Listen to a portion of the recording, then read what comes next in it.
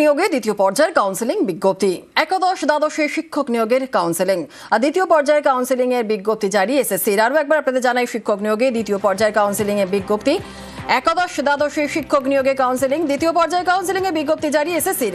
24শে March থেকে 17ই April দ্বিতীয় পর্যায়ের কাউন্সেলিং আর দ্বিতীয় পর্যায়ে 10 বিষয়ে কাউন্সেলিং।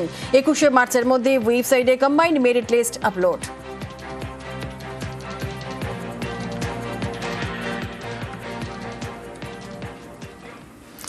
ধান জমিতে পড়ে রয়েছে বিশাল আকারের ড্রোন। ধান জমিতে ড্রোন পড়ে থাকতে দেখি রীতিমতো চাঞ্চল্য তৈরি হয় পশ্চিম মেদিনীপুরের দাঁতনের বকুলতলার ঘটনা।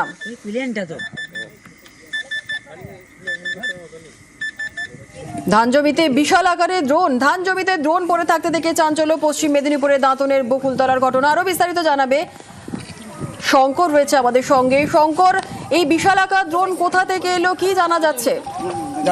দেখো, ধান জমিতে হঠাৎ করে একটি ড্রোন এসে পড়ে, তার বিকট যে শব্দতে প্রায় বলা যায় আতঙ্কিত হয়ে পড়ে স্থানীয়রা যখন ছুটে আসেন তখন দেখেন যে একটা বিশাল আকারের ড্রোন সেখানে পড়ে রয়েছে।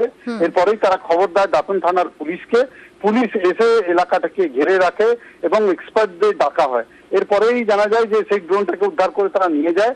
এবার যেটা জানা যাচ্ছে যে এই ড্রোনটি যখন সন্ধ্যেবেলা পুলিশ যেটা জানিয়েছে যে এই ড্রোনটি কেন্দ্রীয় সরকারের একটি সংস্থা, তারা পরীক্ষামূলক চালাচ্ছিল, সে কোনো কারণে আনকন্ট্রোল হয়ে এই ড্রোনটি পড়ে গেছে, তারা উদ্ধার করে নিয়ে গেছে বলে জানা গেছে। বেশ, একেবারে ধন্যবাদ। রাত 2:30-3টা দিকে এরকম বিকট আওয়াজ হয়ে এখানে মাঠটায় পড়ে যায়। খবর দিতে আমরা পাশাপাশি সাইড থেকে ছুটে এসে যখন দেখি ক্যামেরার মতো ড্রোনের মতো পড়ে আছে, তবে আমরা প্রশাসনকে খবর দিই। আর শুধু দাঁতন নয়, বকখালির সৈকতেও ড্রোন উদ্ধারে রীতিমতো চাঞ্চল্য অমরাবতী গ্রামে। মাছ ধরতে যাওয়ার পথেই নজরে আসে ড্রোন, বিশাল আকার একটি ড্রোন। এই ড্রোনকে ঘিরে রীতিমতো চাঞ্চল্য সৃষ্টি হয়েছে। আনিশ রয়েছে আরো বিস্তারিত জানাবে। আনিশ, বকখালি সৈকতে ড্রোন উদ্ধার, কি জানা যাচ্ছে, কোথা থেকে ড্রোন এলো?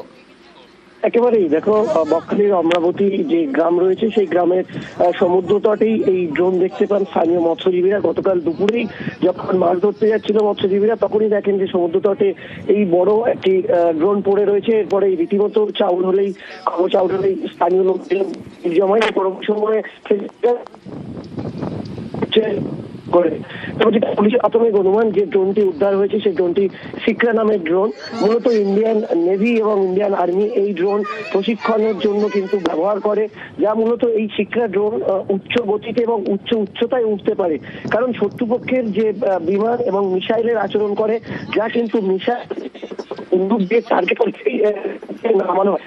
তবে পুলিশ প্রাথমিকভাবে জানাচ্ছে যে যেহেতু ইন্ডিয়ান আর্মি বা ইন্ডিয়ান নেভি মহড়া করে, সেই ড্রোন এখানে পড়ে থাকতে পারে, এমনটাই কিন্তু মনে করা। ধন্যবাদ।